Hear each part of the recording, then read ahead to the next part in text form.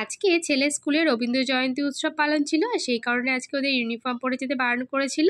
তো আজকে ওদের ইয়েলো কালারের পাঞ্জাবি আর পায়জামা পরে যেতে বলেছিল। তো যাই হোক, সেরকমভাবেই ছেলেকে রেডি করিয়ে দিয়েছি, আর তারপর কিন্তু রাস্তায় চলে এসেছি ওকে স্কুল বাসে তুলে দেওয়ার জন্য। তো এখন মোটামুটি 7:30 মতো বাজে, তো এখনই কিন্তু ওর বাস আসে। তো যাই হোক, ওকে স্কুল বাসে তুলে দিয়ে আবার কিন্তু আমরা চলে এসেছি ঘরে। আর ঘরে এসে এদিকে পাপা দেখো মোবাইল নিয়ে বসে গেছে, আর আমি এদিকে চা বানালাম দুজনের জন্য একটু গরম গরম। আর প্রচণ্ড ঠান্ডা লেগেছে, তো ঠান্ডার মধ্যে গরম গরম চা খেতে তো ভালোই লাগে। তো যাই হোক, এবার চাটা খেয়ে তারপর সারাদিনের কাজকর্ম শুরু হবে। তো আজকে রিকের বাবার জন্মদিন ছিল, সেই জন্য দেখো একটু রান্নাবান্না করা হয়েছিল, আর এখানে একটু পায়েসও বানিয়েছিলাম।